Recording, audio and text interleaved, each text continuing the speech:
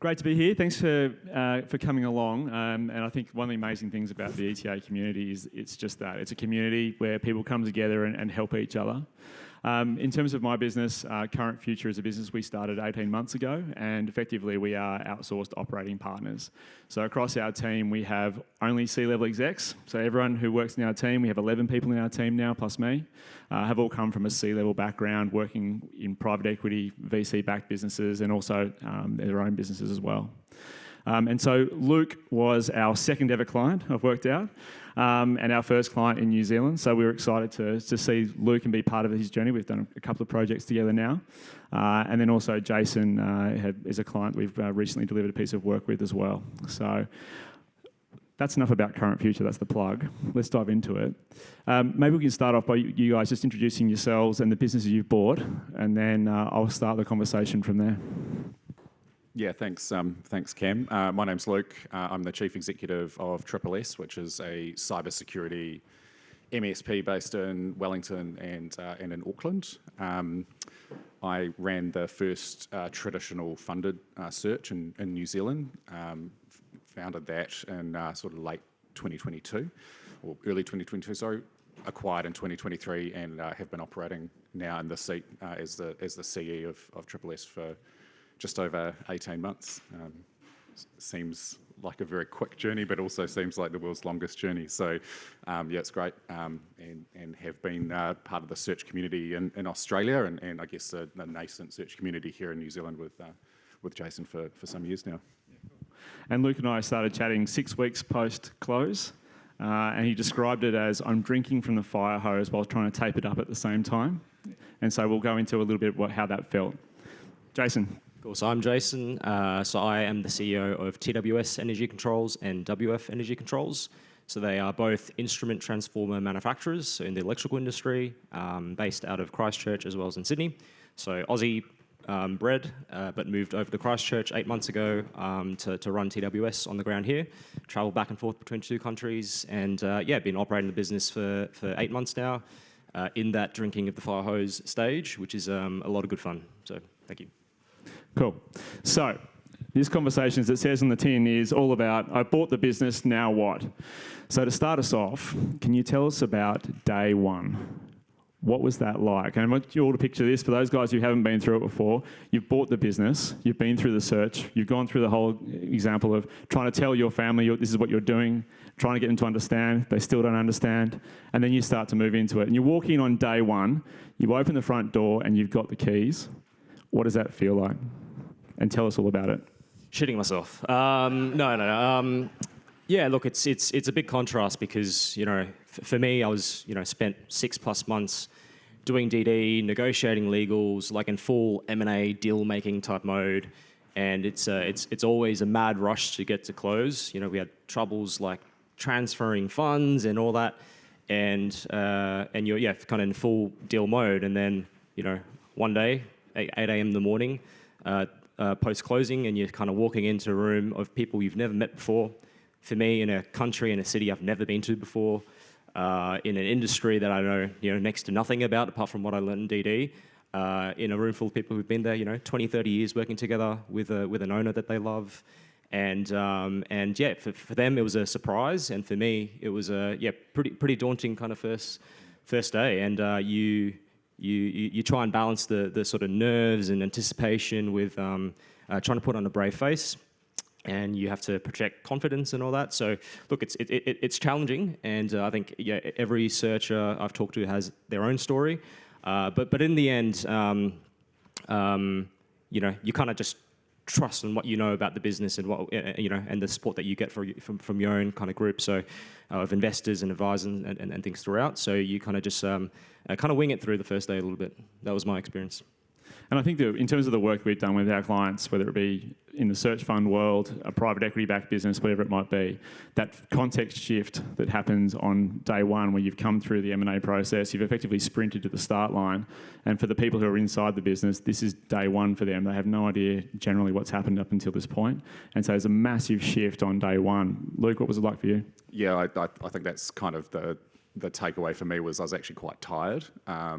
I'd got to the end of an 18-month search journey full-time for the brokers out there, I'd looked at 987 businesses during my search. I do have a database if you want to buy it off me. And you know, so that's a long journey, and day one for me, I was tired, and I don't think I expected that. And then you're kind of thinking, well, that, like to Jason's point, like everyone's looking at you, and you've got to be like you're drawing on like some sort of resilience battery. Actually, I think at that point, and so I actually thought it was the 1st of October. I just need to get through to Christmas, and then I can take a break. And so there was a little bit of survive till the end of the year, because there's a lot of stuff coming at you. It's sort of this information like overload of, you know, you've gone through DD, so you've got the base level, but then this kind of like this fire hose, which I described to you, kind of is on full noise. So that was challenging. I think it's quite mentally challenging. And so yeah, I think for me, when I talk to searchers, I'm always like, manage your energy level, because you're going to get to that day one, and you need some energy for that. You need to be your best. The best, you know, better version of yourself in front of your team, and that period, that first impression period, is quite critical. So make sure you're not, you know, you don't see the search as being the end of the journey. It's actually just getting to the start line of what could be, you know, like to Phil's point, what could be like a decade or so of operating, which is daunting, but yeah. And when you think about the first 3 months, so you've had the first day, you've walked into the office, you've met all the people, you've worked out who you like and sometimes who you don't like, and also the ones that don't like you. When you're walking through the door and you're thinking about, you know, what do I need to do, and you reflect on the first 3 months, what were the things you started to do practically, both in terms of managing the business, changing the business, but also managing yourself in that first 3 month period? Yeah, I mean, we definitely had some turbulence on takeoff. So, you know, it's that old saying, you know, everyone has a plan until they get punched in the face. So it was very much like you go into it thinking, hey, this is what my, you know, 30, 60, 90 day sort of transition plan is going to be, and then reality kind of hits you. So I think being dynamic, and Pete, who's on my board, he actually said, like, you know, just give yourself permission to be really tactical. Like, don't worry about strategy, don't worry about value creation, don't worry about, you know, the long term, don't worry about the board, just be tactical. So deliver a good day, and then tomorrow deliver another good day, and then you put enough of those together and you'll get through to Christmas, have a break, come back, and then so the energy levels are kind of building back up again. So for me, that first 3 month period, 90-day period, was kind of critical for just sort of grounding yourself in the business and not doing anything that you can't undo. You know, not trying to put pressure on yourself to create instantaneous value or wins. Like, you're not going to walk past a piece of rubbish on the floor, but you know, you've got to give yourself some space to do that. It's a long journey, owning a business, so don't try and over-index for that first 30, 60 days. Just before you pass it on, one of the things that was really impressive about Triple S when we arrived was the way that you invested in the leadership team. Do you just want to talk a bit more about that and what that led to? Yeah, so from you know, that sort of first month or two, I brought in a leadership coach and very specifically targeted the management team, and that kind of came out of my conversations with other search operators, other CEOs, other business owners, just about how critical that management team is to your success, especially long term, kind of out the other end. You know, if we're going to grow the business, it can't just be on my time. I've got to find some leverage. So I brought in a leadership coach, and we just worked on sort of cultural values and how we communicate with each other. So just trying to accelerate the knowledge journey as much as possible. So that was an investment in the team to kind of get us up that sort of norming, storming, forming, performing curve as quickly as possible. And, you know, that kind of paid out for me out the other end of that. You know, sort of 6-9 months later, when we you know, staring down the barrels of a recession, we did a restructure. You know, that we've actually brought the leadership team together, and so they weren't kind of freaked out by that. And so I was able to lean into that. You know, and it paid out for me. Yeah. And Jason, what about for you? What were your first 3 months like, and what are some of the things that you really put into place that helped you? Yeah, I think the two things that I focus on, so I'll split into two streams. So one was spending good time with the people. So again, the businesses that I bought, both, you know, have been around for decades, one for 100 years, and most of the management team and the people have been working together for 20, 30 years, that sort of thing. So really to understand and learn about the capabilities, the ambition, the personalities, and really start to feel that on the ground. So being there in person, working with them, spending as much time as I can with them, that was a key part. And also for them to get used to my leadership style, which is completely different from the vendor and the previous owner of the business. So it's kind of a bit of a back and forth, getting used to each other kind of thing from the people side of things. And then the second thing is the operations. So that's kind of similar to the people side, but more on the business side. So that's really scrutinizing cash flow and the financials, and really understanding how money comes in and out of the business, and starting to map that. Obviously, you do that through the diligence period, but that's never going to be the same on once you're on the other side. And also the operating rhythm of the business, and how employees communicate with each other, the systems that are being used, etc. So I think two streams. And then in terms of your business, it's a little bit different from a lot of the other search businesses in that you've got both sides of the ditch. Yep. Talk to us about that and what that's been like to have a business in Australia and then a business in New Zealand as well, and having to move the family across. Yeah. So I think from the business side, it is challenging. So the vendor is based out of Christchurch in New Zealand. So at any one time, he owned 5+ businesses. So the Sydney side of the business is pretty much self-managed, which makes it really easy for me. And didn't really have to be involved that much there, at least initially. So I spent 3-4 weeks really just basing myself out of Christchurch, getting the family used to the kind of new city that we've moved into. So I've got 2 kids, 5 and 3. So getting into school, getting a place to live, and just getting used to the community. And so the first 3 weeks really is just survival, really. But as time went on, 3 months, starting to spend a bit more time across both sites. Like I said, as much time as I can with the management team. So I was sort of traveling back and forth through the diligence period, as well as post, maybe, once every 2 weeks or so. That's evolved over time. So like today, I know we're not talking that far down the track just yet, but it ebbs and flows. But ultimately, I'm still leveraging the existing management team. We haven't augmented that too much yet, 6 to 8 months in. That may change or may not change down the track. The Australian side's relatively self-managed, relatively simple business, whereas the team here in New Zealand, that's primarily based. But that will change, I think, depending on what we're doing strategically, operationally, tactically. We'll be back and forth for a while. And then thinking about what went well. So we'll come to the spicy bit about what went wrong, because that's what everyone really wants to hear. That's the juicy stuff. So I'll let you ponder that for a moment. I'm sure that they're etched well in your brain. But let's stay positive for the beginning. If you had to think about the 2 or 3 things that were probably the most instrumental in driving the business forward, driving the team forward in that first 3 to 6 months. Yeah, so for me, it's definitely the team. So the vendor of the business didn't tell any of the team prior to the acquisition that he was even considering selling the business. So that day one walking into that cafeteria moment was, for the team, a shock. And for me, having not met the team, not being able to diligence, kind of the employees, that was always a big risk, and it was a considered risk given the kind of tenure of most of the management team and employees, and we've reviewed CVs and all that. But where it's come out is that I think I've inherited a really, really good team that are passionate, committed to their job, and good at what they do. And so that's turned out well, and it's actually a good base on which I can build the business going forward. We'll augment that obviously going forward and adding new talent and promoting people and all of that stuff. But that's a good base to start from, and I know that's not always going to be the case for everyone, and oftentimes that can be quite a big risk. So for me, that's by far the biggest kind of win, I think, this early. And I think we said when we started chatting that that was probably the most pleasant surprise that you had when you came in. And I think one of the things we learned about just the team side of things, and we're obviously talking about team a lot, part of our process for a lot of the work we do is to start surveying the people who've been in the business for a long period of time. And originally we set the surveys out, we'd say, have you been here for less than 1 year, 2 to 3 years, 5 years plus? And we had in one of our first interviews, someone said to us, "I'm actually offended by that because I've been here for 25 years."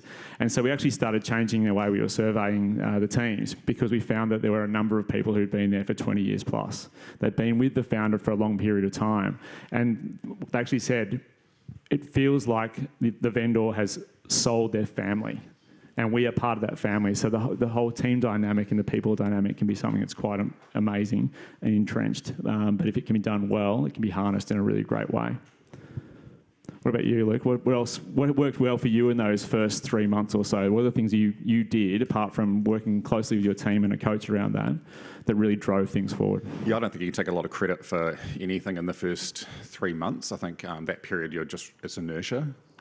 You're taking the inertia from previous ownership. You're probably most of the way through the first year or so. So unless you've made a really deliberate decision, so I won't take credit for that. But one thing that sort of stuck in my mind was I remember going to a client meeting. It was must have been week 1 or week 2. It was the first client I sat down in front of. And they were signing a contract for us for one of our managed services, and it was kind of the first time they'd met me as the new owner and CE, and they were really worried that I would do something to change the product. They were like, "We love this product. We bought this product. We need it." One of the guys was actually visibly upset at the idea that he would have to go back and find something else in the market, and that's when I was like, we've got something good here. Like for a customer, for a client to have that level of passion for something that we're selling, so that for me was kind of like, okay, I can exhale. We're selling some good things to some good people, and that's kind of fundamentally what the business is, right? It doesn't matter what you're making or selling or what widget it is. So for me, I was like, okay, I can take a deep breath. We just need to, get into our work. I think one of the things also, we talked about this when we've been working together, is getting out and seeing customers as much as possible. So whilst there is an allocation of time, certainly to getting to know the team internally, there's also a real need to get out there, get conversations started with customers and get them to tell you about the business you've bought as well. That's been something that's been fundamental, I think, to the success of both these guys. And also thank you for investing in us to do a portion of that as well. If you think about what went wrong, everyone here wants to hear the juicy stuff. Are we going warts and all, or are we going... Why not? Oh, let's go. All right, I'll sit quietly. Enjoy. Pencils ready. What went wrong, and what are some of the things you would change about how you went about things and since you bought the business? Yeah, you're going to have to get probably a couple of Chardonnays into me to really tell you the full Is anyone details. But, anyone hear that at the back?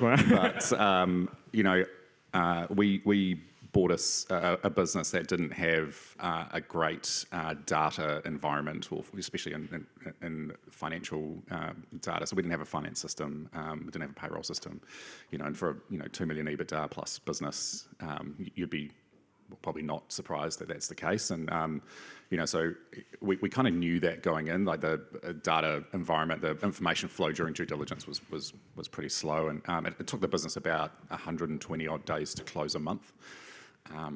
So we were our information was kind of a quarter late, and so you're really trying to fly the plane by looking out the window, and that's fine until you find some clouds, right? And so we obviously flew the plane into a recession, and then we were getting financial information very slowly, and so I was driving the business by the bank account, like watching money come in and out of the bank account, and so that was uncomfortable. And I remember opening up the bank account on day one and thinking, that's not the number I was expecting to be in the bank account. Luckily, I was well advised by my investors to, sort of overcapitalise the business, put a bit of extra cash in, because you just don't know, and you can always give it back. So we had overcapitalised the business to help us from a working capital perspective, and so that's not what we were thinking we were going to use that for, but you've got that insurance policy, so we cashed it straight away, put it into the company, and we were able to then kind of start asking some questions. But I remember that feeling, and you'll laugh because I was talking to Tim from BDO, who had helped me with some due diligence, but we'd actually been looking at two companies parallel to each other, and one was a commercial window cleaning company, like high-rise window cleaning, abseiling.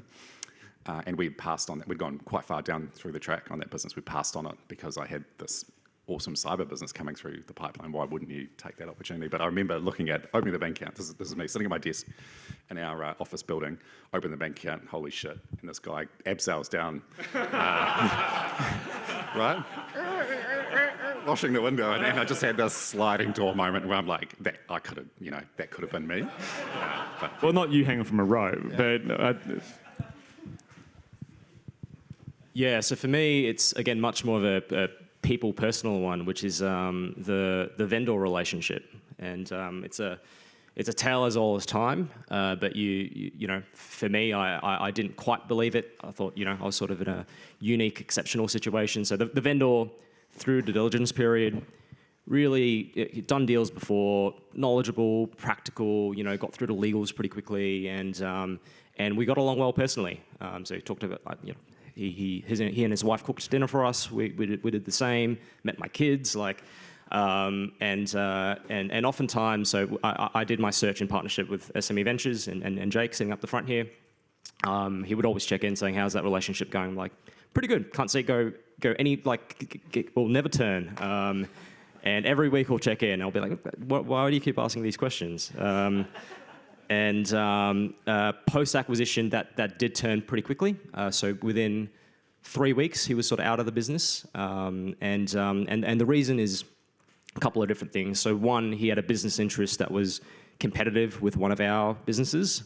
And he had assumed that the commercial relationship going forward was going to be different than reality. And secondly, yeah, I guess over time, being in the same office with him, you know, for 3 weeks straight, you learn of the real traits and character of the person.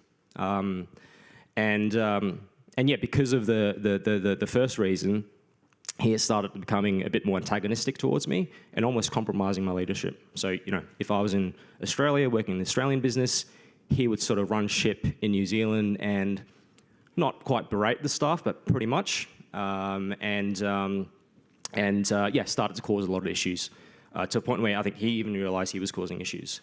And so with the conflict of interest in that commercial relationship, because of his misunderstanding, initially he thought, you know, I was kind of breaching our legal agreements. Won't get into too much detail, but we weren't. And yeah, he sort of, you know, started to throw insults and yeah, it took it very far. And he had a very bad temper. It was kind of, you know, loud voices yelling across the room in front of all the other staff. So like really pretty heavy stuff. And then off the back of that, you know, pretty quickly we're like, we need him out. And also he was like, I want out. So, you know, that's something, like I said, tale as old as time.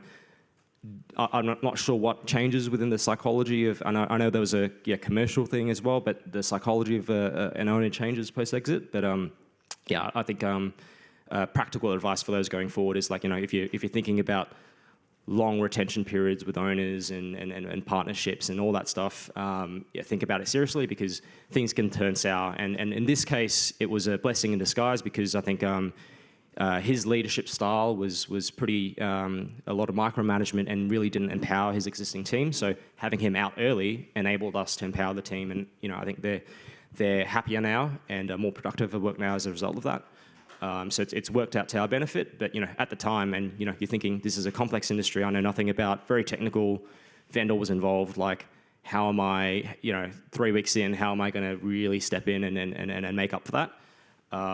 Yeah, so at the time it was very, very stressful. And it's really interesting working across the different search fund businesses that we've worked with in the last 18 months or so. That relationship with the vendor it can change in a moment, and for very, very different reasons. There's one in Sydney, Grimer, where there is actually another Grimer still working in the business, and it's the son of the vendor, and the relationship there is very, very positive. But there's also been plenty of situations that we've come across where things have changed, and changed rapidly. And I think part of it also, if you think about it, some of these guys have been running their business from the ground up for 20 years plus, and then all of a sudden they're handing over their family in a financial transaction. Things will change at different points. But if you think about ETA and the way that the model has worked and supported what you guys have done, how would you describe the way that the ETA model has worked for you? Has it been what you expected? What are some of the support mechanisms that have come through as part of that process? Yeah, I think for me, the structure of the traditional search fund model. So I ran a funded search, raised capital from investors to search for a business, and then raised capital again to acquire the business. So followed what we call the Stanford or the Harvard model, and so not taking away from anyone that's bought a business before, but within the search fund world and community, there is a playbook and a structure that's designed to help support you through the acquisition as an entrepreneur. And so for me, that structure and the ETA community gave me both the structure and mentorship to get through the raising and the acquiring phase, the search itself, looking for a business, buying a business, but then also that selection of the asset that we bought. And you've got, I'm sort of, herding 13 investors in that decision. Keeps you within a swim lane that's reasonably narrow, and now having gone through 18 months of ownership, you're like, okay, I get now why we were narrow on our criteria. Looking for particular types of businesses in particular types of industries with particular types of business models and of a certain size has buffered us against all of that year one turbulence. And without some of those criteria in play, I very much would have seen the journey could have been terminal through that period of time. We've run up and over covenants. We've had liquidity challenges. We've had gloves off day-to-day cash flow management. We've had staffing challenges. We've had everything other than customer churn has happened in this concentrated period of 18 months, and that's no joke, to go through as an operator. And so not only has structurally the search fund given me an asset and a business that has survived that and is thriving out the other end of it, but I've had a community of operators where we can sort of ring each other up and be like, how's it going, Jason? And he's like, how's it going? I'm like, it's pretty shit. And he's like, yeah, it's pretty shit. And we can kind of bond over that, and that's great because as most CEOs will tell you, it's a pretty lonely journey. But from an investment perspective, from an advisor perspective, board of directors, they understand the model. Quite critically, they understand the search fund model. So do my lenders, and that supports you through it. So you get this, this is normal. What you're going through is normal. And as soon as you can have that feedback, you kind of take a deep breath. Your decision-making clarity becomes better. And you kind of see through the challenge of the day and into the week and the month and the quarter. And so that for me is the key kind of crux of what search fund, specifically an ETA, subset of ETA, has given me in my journey. Yeah, so like Luke, I was also a traditional funded search. And yeah, totally concur with everything you said. Luke was, we suffered a phishing attack within the first month as well, and Luke was my first call. Like, what do we do? But yeah, look, the whole structure of the model and the business selection and all that stuff, it's proven in the data, but also through, I guess, our lived experience.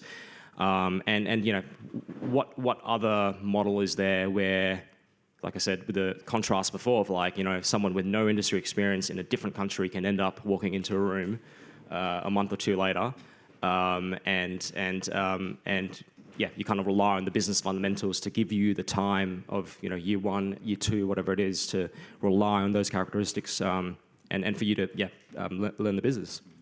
So I think it's the community, it's the investors and investors who have seen all these things before. And even this community here, just the openness of the people, and everyone's just a phone call away. So I think that structure is critical. And I think if I had to do this by myself, without the knowledge and the data of the types of business that this model works with, it'd be very difficult.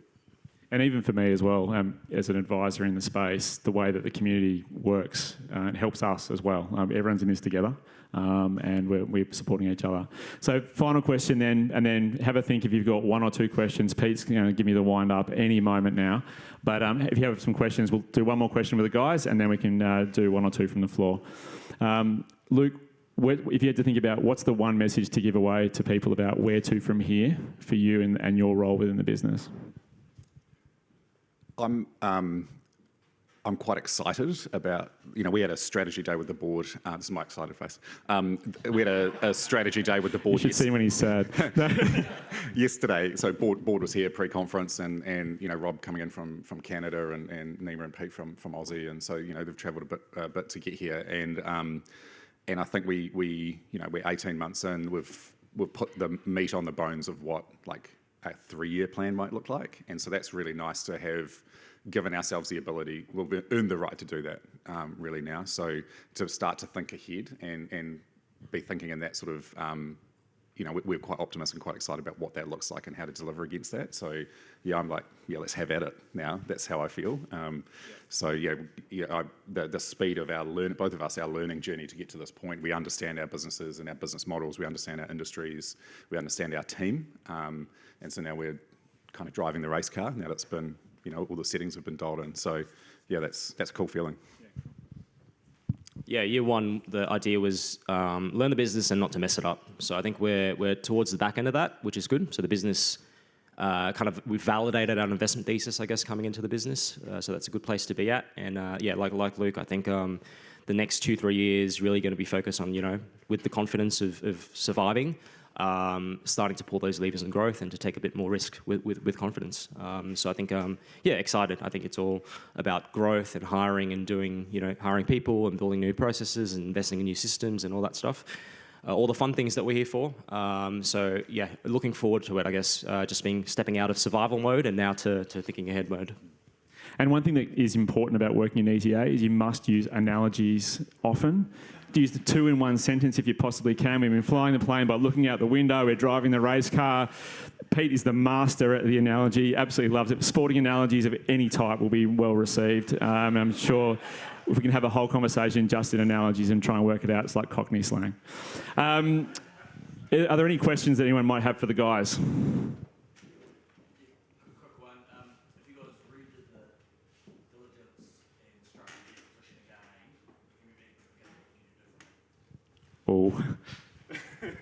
Probably just some more downside risk protection. I think,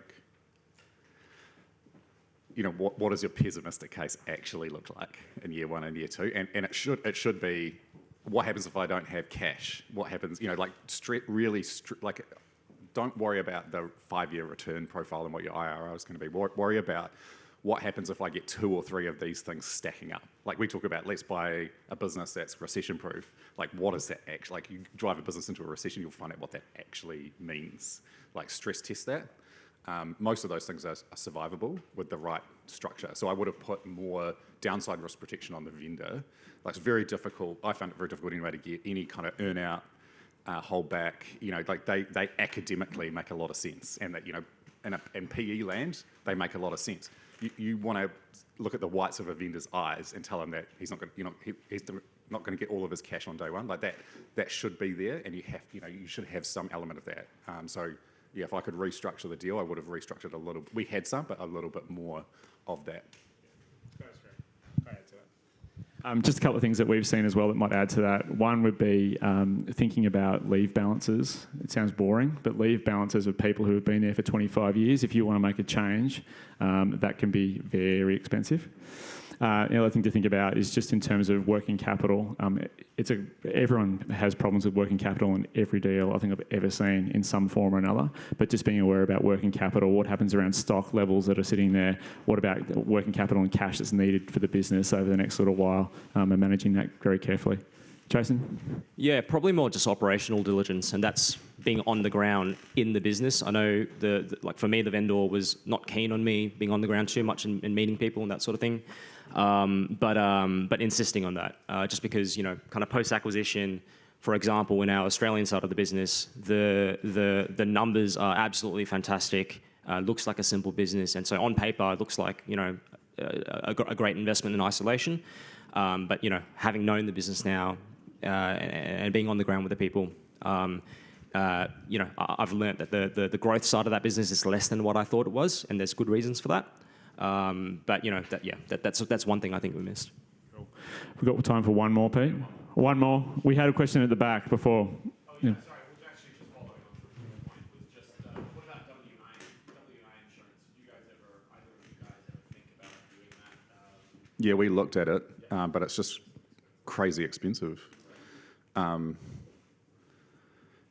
Yeah, I'm sure there's a place for it. We wouldn't have been able to afford it, really. So I don't think the juice was worth the squeeze on ensuring the deal. That was a cracking analogy. Did you ever pick that up? But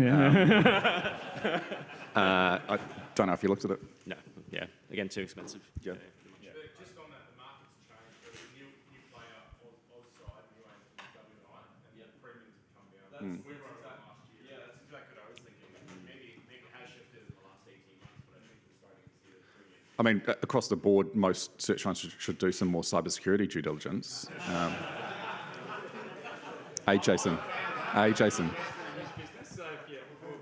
But my 2 cents on WMI is I'd like to get a premium, but also you end up doing 2 streams of due diligence.